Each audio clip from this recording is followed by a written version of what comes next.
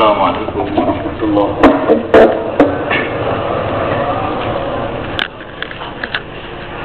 Innal hamdalillah nasta'inuhu wa nastaghfiruhu wa nu'minu bihi wa natawakkalu alayhi wa na'udzu bihi min shururi anfusina min sayyiati a'malina man yahdihillahu fala mudilla lahu wa man yudlil fala hadiya lahu. أشهد أن لا إله إلا الله وحده لا شريك له وأشهد أن سيدنا ومولانا حبيبنا محمدا عبده ورسوله اللهم صل وسلم وبارك عليه وعلى آله وأصحابه والتابعين لهم بإحسان إلى يوم الدين أما بعد فقد قال في كتابه الكريم والذين جاهدوا فينا لنهدينهم سبلنا وإن الله لمع المحسنين. Hadirin muliakan Allah Ta'ala, pertama kali yang harus kita pikirkan dan yang selalu harus kita pikirkan sampai pada akhir hayat kita adalah iman. Iman ini harus kita pikirkan mulai sekarang, nanti, dan terus menerus kita pikirkan sampai akhir hayat. Pelajaran iman ini pelajaran yang pertama, pelajaran yang terus menerus, dan pelajaran yang terakhir. Mulai lahir kita mesti harus sudah belajar iman, mendengarkan kalimah-kalimah iman, Allahu Akbar, Allahu Akbar, La ilaha illallah, sampai akhir hayat kita sudah sakaratul maut, kita pun masih perlu belajar iman. Waqtinu mautakum bila ilaha illallah, orang yang akan mati ajarilah dia La ilaha illallah. Sampai nabi-nabi dan rasul-rasul, mereka pun diajari oleh Allah langsung kalimah iman. Fa'lam, firman Allah kepada baginda Nabi alaihissalatu wassalam, fa'lam, yakinilah, annahu la ilaha illallah, bahwasanya tidak ada yang berhak disembah selain Allah. Ini nafi dan isbat. Tidak ada yang berhak disembah, apa saja bentuknya, apa itu manusia, apa itu jin, apa itu bumi, apa itu langit, apa itu malaikat, apa saja, tidak ada yang berhak disembah illallah, selain Allah.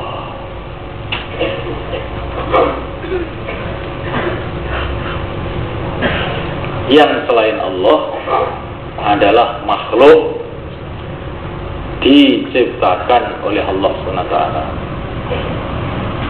Yang besar diciptakan oleh Allah, yang kecil diciptakan oleh Allah, yang tampak diciptakan oleh Allah, yang tidak tampak diciptakan oleh Allah, yang hidup diciptakan oleh Allah, yang mati pun diciptakan oleh Allah, yang di dunia diciptakan oleh Allah, yang di akhirat juga diciptakan oleh Allah. Apa saja, kullun min indillah, semua adalah dari Allah.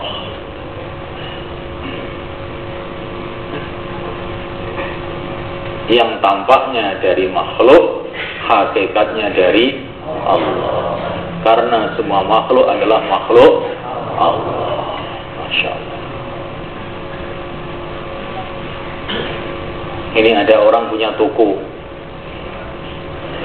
yang beli di toko itu banyak yang beli, sehingga dia salah paham, dikira uang dia adalah dari makhluk, sampai lupa bahwa ini makhluk ini semua adalah makhluk Allah. Siapa yang menggerakkan pelanggan-pelanggan itu kepada toko kamu? Allah. Yang menggerakkan kakinya siapa? Allah. Yang menggerakkan hatinya untuk datang siapa? Allah. Yang memberi mata untuk jalan siapa? Allah. Hakikatnya dari Allah. Maka di tengah-tengah berjualan dipanggil oleh Allah, hayya 'alas shalah, hayya 'alal falah. Maka dengan sangat ringan, dengan sangat gembira pergi menunaikan panggilan Allah.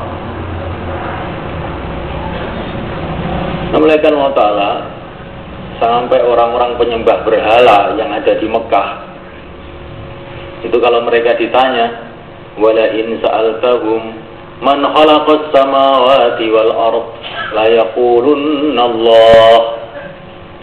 Kalau mereka ditanya, siapa yang menciptakan langit dan bumi? Mereka akan menjawab, Allah. Tidak ada yang menjawab yang menciptakan ini patung ini, tidak ada. Tapi semulaikan, kalau sudah masalah-masalah yang ada kaitan dengan ikhtiar manusia, ya di sini inilah semulaikan. Banyak manusia itu keliru. Maka untuk inilah Allah mengasih kita satu kalimat. Jangan kamu tertipu dengan ikhtiar-ikhtiar manusia ini. Ikhtiar-ikhtiar manusia, usaha-usaha manusia ini tidak bisa terjadi kecuali dengan kehendak Allah. La haula wala quwwata illa billah. Tidak ada usaha, tidak ada kekuatan kecuali dengan pertolongan Allah. Baru iman kita bersih. Ini kok saya ini sebetulnya ingin juga berjuang, tapi masalahnya ini istri saya. Nah ini berarti dalam hati itu ada keyakinan bahwa istri itu bisa berbuat sendiri, bergerak sendiri tanpa. Nah ini la haula wala quwwata illa billah. Jangan ada pandangan masalah dari istri.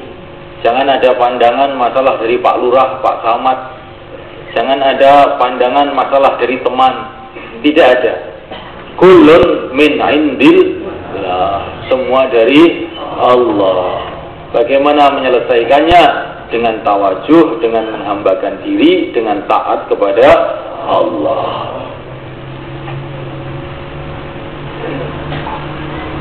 Ini perkara yang paling penting.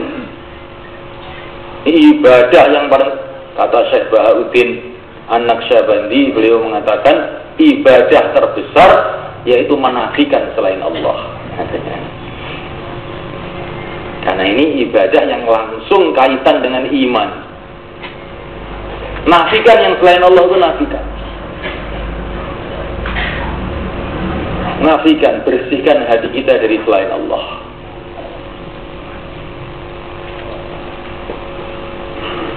Hati itu seperti masjid, kata para ulama. Kalau ada selain Allah diagung-agungkan di situ, berarti sama saja membawa berhala dibawa ke masjid.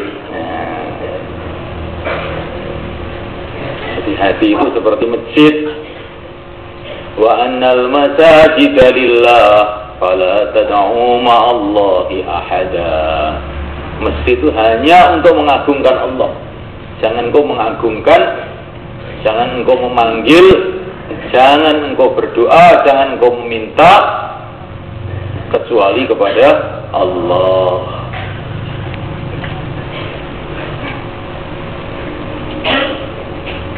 Kalau orang miskin nggak punya apa-apa, minta tolong kepada orang yang minta duit pada orang yang miskin yang nggak punya apa-apa, gimana kira-kira? Wong sama-sama tidak punya apa-apa, kok minta kepada yang tidak punya apa-apa juga. Ini seperti kalau orang itu minta kepada makhluk, itu seperti orang miskin yang tidak punya apa-apa minta kepada orang miskin yang tidak punya apa-apa juga. Akhirnya bagaimana?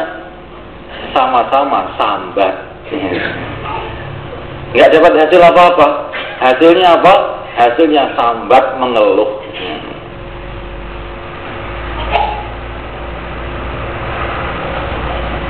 Lah makhluk tidak punya apa-apa. Mulai raja-raja, rakyatnya, menteri-menterinya, semua tidak punya apa-apa.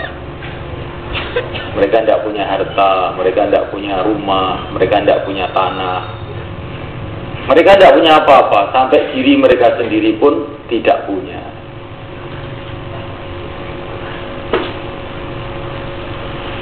Sampai yang dikatakan kaki mereka, sebetulnya bukan kaki mereka, mereka nggak ikut menciptakan. Sampai yang dikatakan mata mereka, mereka juga tidak punya. Kalau sudah waktunya oleh Allah diambil matanya, mereka teriak-teriak juga tidak akan bisa mengambil balik. Yang dikatakan itu diri mereka sendiri itu. Oh, diri mereka sendiri apa? Mereka tidak punya diri juga. Kalau sudah dicabut nyawanya oleh Allah SWT, mereka juga tidak bisa menolak, tidak bisa mengundurkan ajalnya, tidak bisa memajukan juga.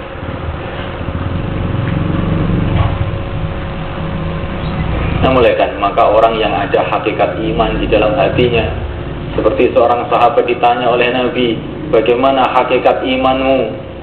Maka sahabat tadi menjawab, ya Rasulullah, kalau pagi saya tidak ada keyakinan akan bisa hidup sampai sore. Kalau datang waktu sore, saya tidak ada keyakinan bisa hidup sampai pagi. Kalau saya mengangkat kaki saya yang kanan, saya tidak ada keyakinan bisa meneruskan perjalanan dengan mengangkat kaki kiri.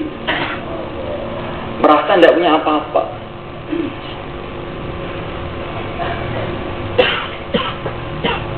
Kita skill rotok dipaksa-paksa titik. Nyapot awak-awakku dhewe. Nah, lah iki kumat iki. Kumat, nek wis omong awak-awakku dhewe kumat. Sorone penyakite ngoten kumat. Nek waras niku desundi. Aku iki kawulane Allah, sing gawe Allah, bondoku bondone Allah. Saiki eneng perintah Allah, ya bismillah mangkat. Nah, ini waras. Tapi mungkin sampean aja ngelokne wong ngoten niku wae.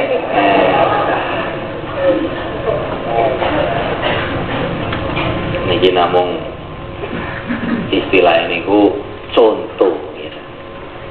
Contoh. Nah, enten wong niku wae omahe tanggane didaku omahe. Anake tanggane didaku anake. Kira-kira terus ndi ya, Men? Ujung-ujung enten wong mlebu omah sampean niku omahku iki. Wah, perlu digone ning Solo iki wong iki. Satu anak sampean iki anakku iki. Wong boten waras iki. Lah teman-teman iki jagat niki kabeh niku enggak nek Allah. Kita ini mboten melok geblas. Kok ngaku? Jadi kudune kita ini kudu dianggap gak waras kabeh tadi. Setengah waras. Diarani gak waras kok yo pinter, ya. Diarani waras yo dudu enggakne kok diaku.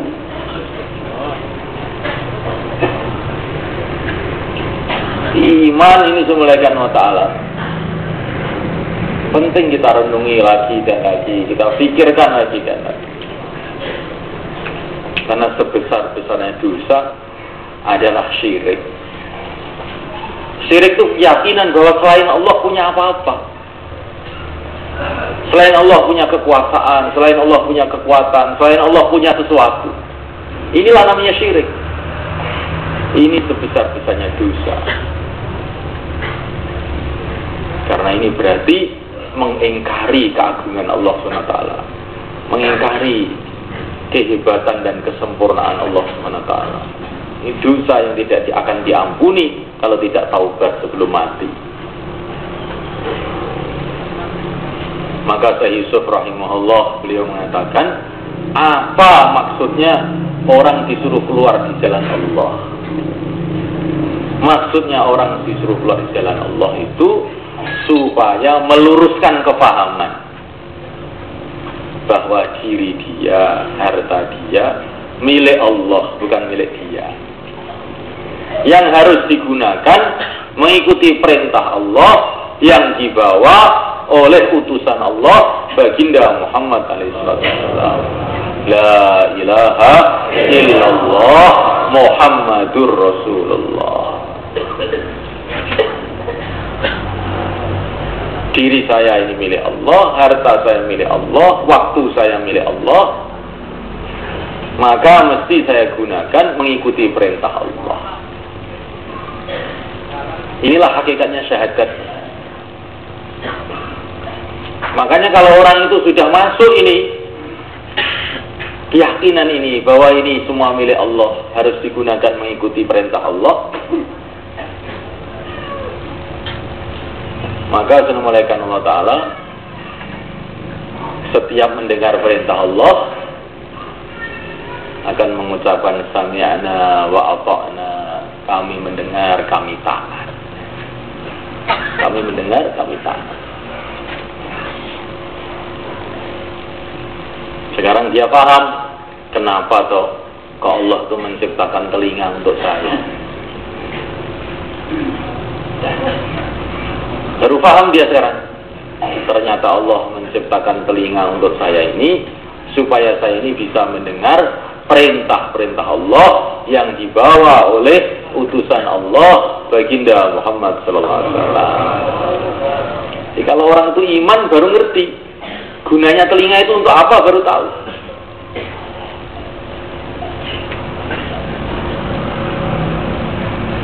Kalau orang itu ada iman baru tahu gunanya mata untuk apa. Kuling duru madza fis samawati wal ardh. Lihatlah apa yang ada di langit, apa yang ada di bumi. Apa yang ada di langit, apa yang ada di bumi, di sanalah kudrat Allah, kekuasaan Allah tampak. Yang mengatur langit, yang mengatur bumi, yang mengatur bulan, yang mengatur bintang-bintang, yang mengatur matahari, yang mengatur angin, yang mengatur lautan, daratan. Segala sesuatu yang ada di dunia ini ada tertibnya, ada aturannya. Pohon-pohon ada aturannya, daun-daun ada tertibnya.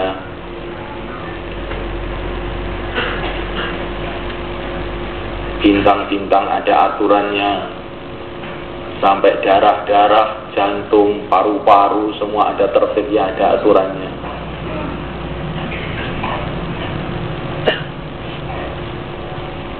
Setiap ada aturan berarti ada yang mengatur. Setiap ada tertib berarti ada yang menertibkan. La ilaha illallah. Gunanya mata untuk melihat keagungan Allah. Inna sam'a wal basara wal fu'ada kullu ulaika kana anhu mas'ula. Mata, telinga, hati akan ditanya nanti, kamu gunakan untuk apa? Setelah mata melihat bagaimana kudrat Allah, kekuasaan Allah yang meliputi seluruh jagat raya dan meliputi seluruh zahir dan batin manusia. Coba ini orang sekian banyak ini, hatinya itu yang dipikir lain-lain, yang dirasakan lain-lain. Ada yang dirasakan itu, dia merasakan keagungan Allah, saya dilihat oleh Allah, didengar oleh Allah. Ada sebagian lagi melihat negeri akhirat, bagaimana kehidupan akhirat. Ada sebagian lagi teringat anaknya, teringat istrinya, ya. Ada sebagian lagi nggak mikir apa-apa, kosong, blong, ya. Coba sama mereka. Bagaimana ini manusia tidak bisa menguasai hatinya sendiri?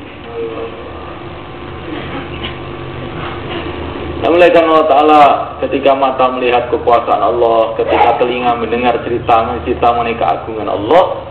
Lah saat inilah kerjanya hati memahami, merasakan keagungan Allah. La ilaha illallah. Mulaikan Allah Ta'ala pembicaraan masalah iman, dakwah iman. Ini harus menjadi makanan kita hari-hari.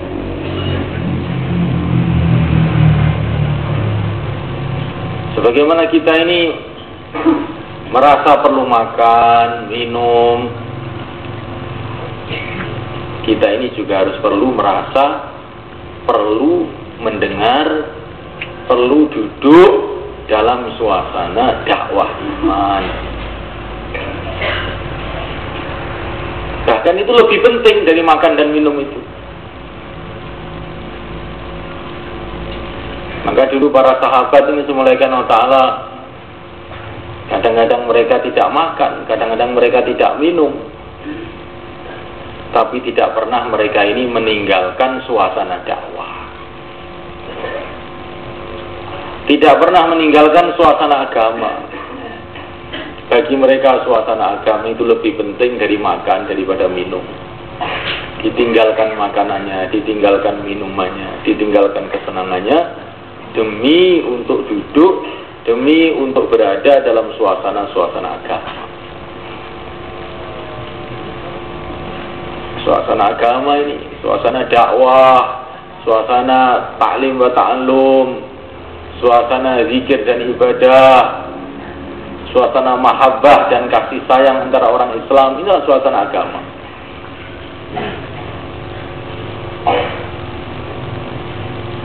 Nah, mulaikan Allah Ta'ala, katanya para ulama, melihat orang iman itu akan meningkatkan iman. Melihat tak meningkatkan iman. Salaman dengan orang iman, mulaikan, itu diantara fadilahnya akan memudahkan kita istiqomah dalam iman. Man sofahani wa sofaha man sofahani ila yaumil qiyamah dakhalal jannah. Dalam satu hadis, barang siapa salaman dengan aku, kata Nabi, atau salaman dengan orang yang salaman dengan aku, atau salaman dengan orang yang pernah salaman dengan aku, atau orang yang salaman dengan orang yang pernah salaman dengan orang yang pernah salaman dengan aku, ila yaumil qiyamah, sampai hari kiamat, maka dia akan masuk surga. Ya, orang Islam yang sekarang ini kan pernah salaman juga dengan orang Islam yang sebelumnya, dan mereka ini pernah salaman dengan orang Islam yang sebelumnya lagi, pernah salaman dengan para sahabat, pernah salaman sama Nabi.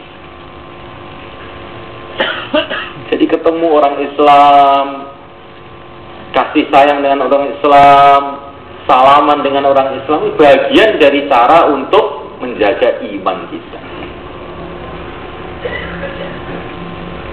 Maka suasana dakwah, suasana taklim, suasana ibadah, dan suasana khidmat, akhlak yang baik, suasana mahabbah dan kasih sayang. Untuk menjaga iman kita ini, 4 suasana itu harus ada dalam kehidupan kita. Taklim itu harus ada. Kalau taklim tidak ada, akhirnya kita ini mengamalkan agama manut grubyuk. Ngertos manut grubyuk apa namanya? Hanya ikut-ikutan saja. Tidak ala basirah, tidak jelas. Akhirnya sudah dakwah, sudah keluar 4 bulan, keluar 40 hari. Karena waktu dakwah ini dia tidak taklim dengan cara yang benar. Sehingga akhirnya di tengah jalan bingung. Ya, foto kesedak ini barang ini, cari ini. Berhenti, tidak dakwah lagi. Maka taklim ini penting. Kita ini dakwah ini harus tahu. Nyapo kok tidak dakwah ini nyapo. Kita ini harus membaca kitab-kitab yang ditulis oleh para ulama, membaca cerita-cerita dalam Al-Quran, yang semua itu cerita bahwa para nabi, para rasul, para sahabat, pengikut-pengikut mereka semuanya senantiasa siang malam mengajak manusia kepada Allah. Jadi kita ikut mereka itu genah. Ini apa tuh kang kota mubang derek Kanjeng Nabi genah. Tapi uang niku nek mboten taklim. Nggih dilokne wong bingung. Akhirnya iya nyampo aku ngene iki. Kira lerek. Maka kitab-kitab fadilah amal itu dibaca dengan sungguh-sungguh. Kemudian ditambah lagi, sekarang arahan para masyayikh kita membaca kitab Muntakhobul Ahadits yang ditulis oleh Maulana Yusuf rahimahullah, sudah diterjemah. Di situ dijelaskan fadilah iman, fadilah sholat, 6 sifat itu. Ini dari Qur'annya, dari hadisnya, fadilahnya keluar jalan Allah, Qur'annya, hadisnya, semua ada. Sehingga kita ini ala basirah. Hidup ini tuntunannya itu jelas, yang diikuti itu jelas. Sehingga kalau kita ini sholat berdoa, ihdinas siratal mustaqim, ya Allah tunjukilah kita jalan yang lurus. Siratal ladzina an'amta 'alaihim, jalannya orang-orang yang telah Engkau beri nikmat. Maka dalam hati itu sudah tampak siapa mereka itu. Nabi-nabi, rasul-rasul, para sahabat. Ya Allah tunjukilah aku jalan yang lurus. Seperti jalannya Nabi Nuh alaihi salatu wassalam. Inni da'autu qaumi laila wa nahara, siang malam dakwah. Seperti jalannya Nabi Adam alaihi salatu wassalam, selalu taubat. Selalu taubat. Rabbana zalamna anfusana wa illam taghfir lana wa tarhamna lanakunanna minal khasirin. Selalu taubat. Ya Allah, aku telah berbuat salah pada diriku sendiri. Jadi orang ini kalau berbuat dosa, meninggalkan amal agama, sebetulnya berbuat salah pada dirinya sendiri. Karena dia akan menjerumuskan dirinya ke neraka, menjerumuskan kakinya ke jahanam, tangannya ke jahanam, kepalanya ke jahanam.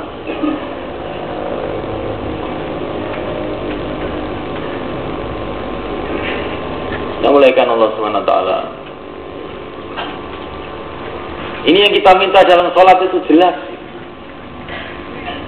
Yang kita minta ini jalan hidupnya Nabi Musa alaihissalam. Walaupun dimusuhi dari segala arah, pemerintahannya zalim, dalam suasana yang tidak karu-karuan, tetap istiqomah, mengamalkan agama, memperjuangkan agama.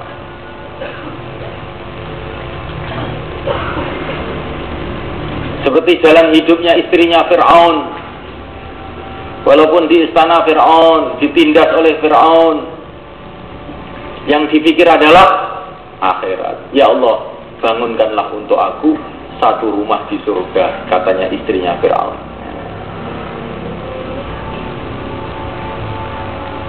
Ya Allah, jadikanlah istriku ini, fikirnya itu seperti istrinya Fir'aun, yang di tengah-tengah suasana dunia, tapi yang diingati adalah akhirat. Satu hari baginda Nabi alaihissalam mengatakan kepada Khadijah radhiyallahu ta'ala anha, hai Khadijah, apakah kamu tahu bahwa baru saja aku dikasih tahu oleh Allah bahwa saya akan dikawinkan oleh Allah dengan istrinya Fir'aun, katanya. Masya Allah, istrinya Fir'aun akan jadi istrinya Nabi nanti di surga. Maka Khadijah radhiyallahu ta'ala mengatakan birrafa'ul banin Semoga berkat ya Rasulullah. Birrofa wal banin, semoga rukun, punya anak yang banyak. Birrofa wal banin.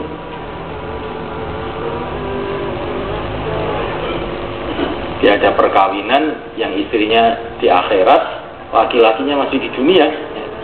Itulah perkawinannya Rasulullah SAW.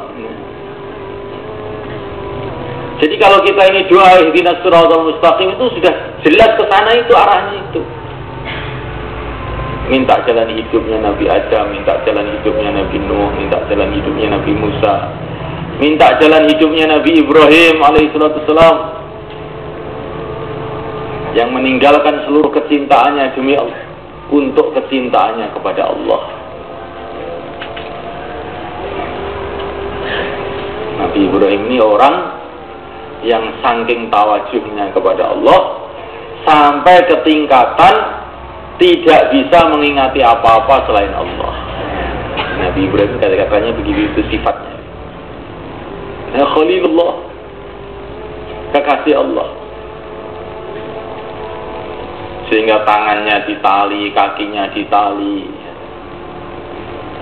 dilemparkan dalam api. Ya tidak ngomong apa-apa. Tangan saya kok ditali kenapa? Tidak. Namrud, kamu ini zalim. Tidak.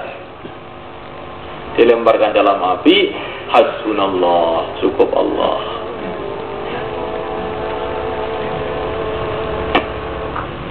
Malaikat-malaikat datang.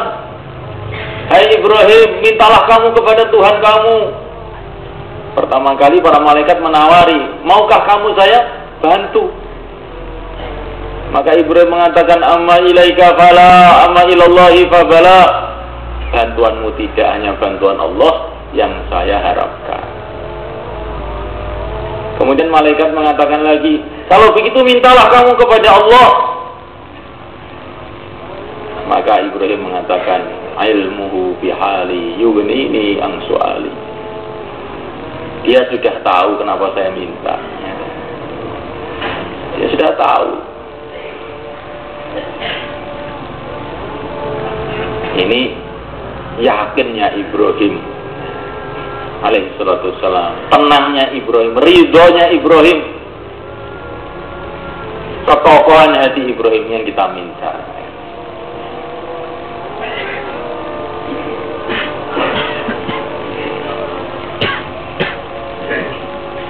Maka kalau kita ini ada masalah-masalah, itu ingat Nabi Ibrahim. Jangan bicara masalah. Kalau ada masalah, jangan bicara masalah. Bicara keagungan Allah seperti Nabi Ibrahim. Sebaik-baiknya cara untuk menyelesaikan masalah, yaitu jangan bicara masalah, diganti dengan bicara keagungan Allah. Ini kata para ulama. Ini baginda Nabi alaihissalam dengan Abu Bakar Siddiq radhiyallahu ta'ala anhu dikepung orang-orang kafir di Gua Saur. Maka baginda Nabi alaihissalam apa yang dibicarakan dengan Abu Bakar itu apa pada waktu itu? Ma dzannuka fi tsnain ya Abu Bakar? Allahu thalithuhuma. Hai Abu Bakar, bagaimana sangkaanmu? Hai Abu Bakar, bagaimana sangkamu? Ada dua orang, saya dengan kamu, disertai oleh Allah. Apa belum cukup Abu Bakar? Dua orang disertai oleh Allah, dibela oleh Allah. Di sana itu ada 1 miliar orang, tapi tidak dibela oleh Allah. Siapa yang akan sukses kira-kira? Ma'adhannuka bidinin Allahu ta'alithuma. La tahzan innallaha ma'ana. Jangan kamu bersedih hati, Allah bersama kita.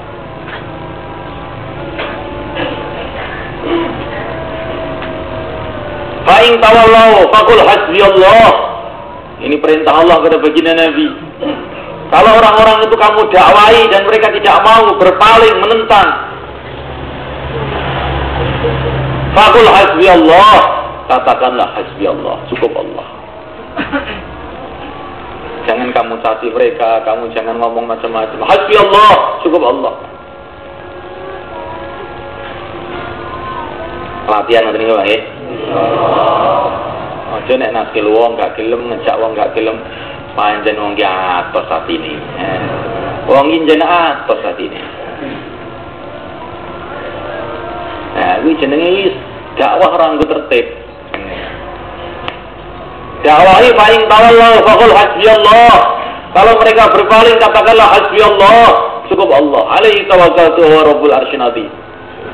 Hanya kepada Allah aku bergantung, dialah Tuhannya arasy yang agung.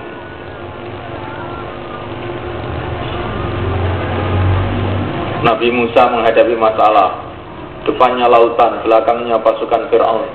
Orang-orang sudah pada kebingungan. Inna ma'ya rabbi, Tuhanku bersama aku.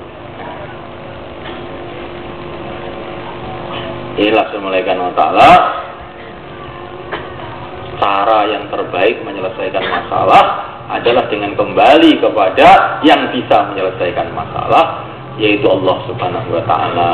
Jangan bicara mengenai masalah-masalah. La ilaha illallah. Itu masalah. Aja diomong masalah ini. Diomong tambah merusaknya hati. Kalau kamu ingin masalah itu hilang, buanglah masalah itu dari hati kamu dulu pertama.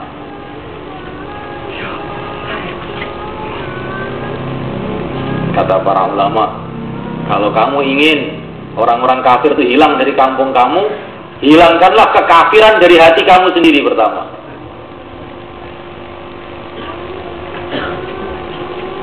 Maka doanya Syekh Amul Hasan, beliau doa Allahumma akhrijil yahudiyyata wan nasraniyata min qulubil muslimin. Ya Allah, keluarkanlah sifat-sifat Yahudi, sifat-sifat Nasrani dari hati orang Islam. Jadi beliau tidak doa keluarkanlah orang Yahudi, orang Nasrani dari kampung saya, dari negeri saya, tidak. Doanya keluarkanlah sifat-sifat Yahudi dan Nasrani dari hati orang-orang Islam. Kalau nanti sifat-sifat Yahudi, Nasrani itu keluar dari hati orang Islam, orang Nasrani itu akan lari sendiri sudah.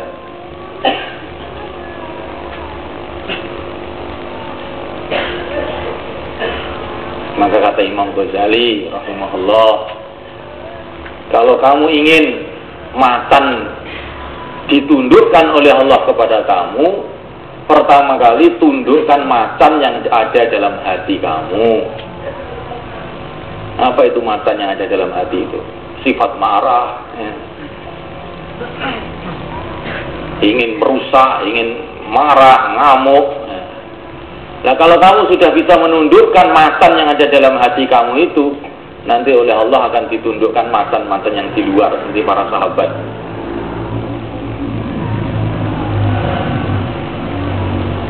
Maka di antara sahabat yang paling halim, paling sabaran, nggak mudah marah, itu adalah Sayyidina Muawiyah. Sayyidina Muawiyah itu orangnya halim, dimarahkan itu nggak marah-marah itu orang itu. Satu hari Sayyidina Muawiyah ini punya sawah. Sawahnya ini bertetangga dengan satu tokoh Arab, namanya tidak usah disebut.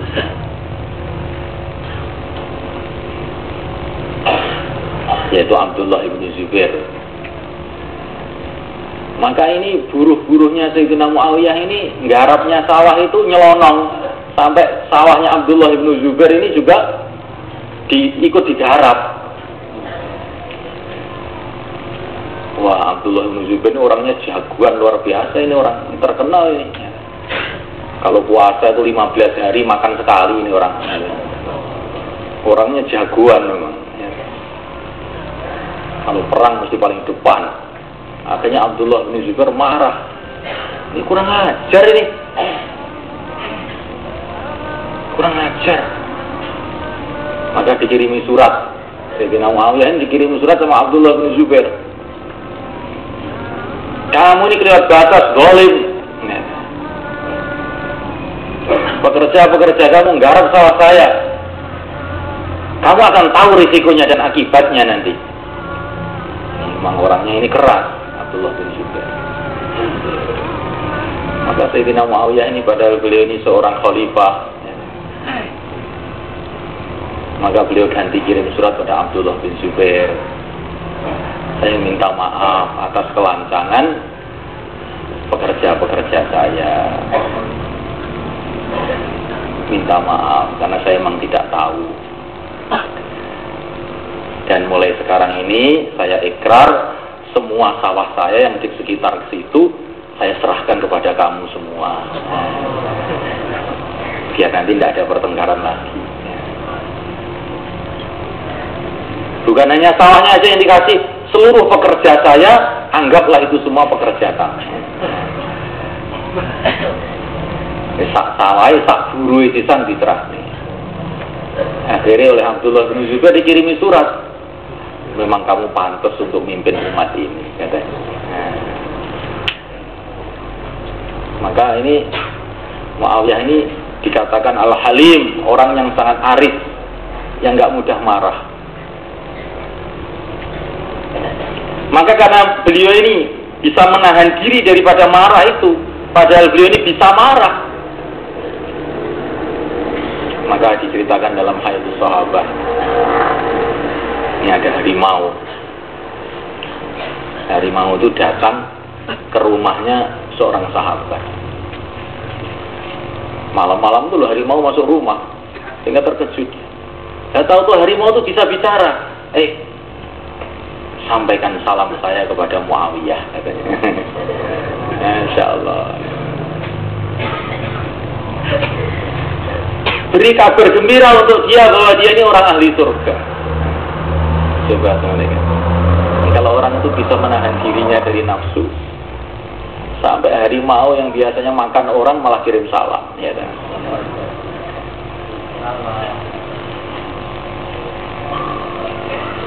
Ini mulaikan Allah SWT. Maka untuk menjaga iman kita ini perlu diwujudkan dakwah iman terus menerus. Perlu diwujudkan taklim supaya kita ini hidup itu jelas, jalannya itu jelas. Arah kehidupan kita ini kemana itu harus jelas.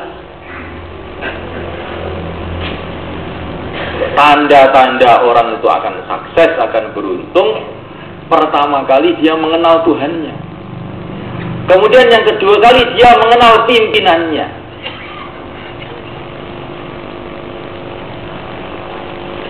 Pimpinannya siapa? Baginda Muhammad alaihissalam dan orang-orang yang mengikutinya.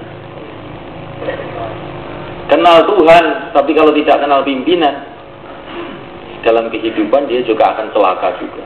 Di orang-orang aliran kepercayaan, ya. Si penting percaya ya wis. Ya. Nah, itu. Dan yang mau percaya ki pindah sahabat ki percaya nang Allah itu terus piye? Terus langkah keduanya bagaimana? Langkah keduanya kamu tuh mesti mengamalkan apa-apa yang diridhoi oleh Allah, menjauhi apa yang dilarang oleh Allah. Ya, itu baru benar.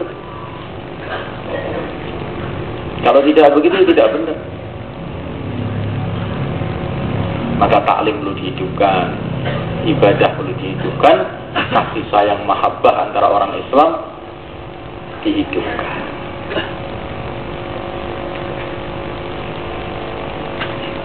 Melihat mukanya orang Islam menambah iman, katanya para ulama. Ini dihafalkan ya, harus mereka. Supaya kita ini ketemu orang itu senang, gitu. Ketemu orang Islam itu senang. Nah, mulaikan Allah Ta'ala, siapa yang namanya sahabat? Yang namanya sahabat itu orang yang pernah jumpa dengan baginda Nabi alaihissalam. Walaupun cuma 1 menit.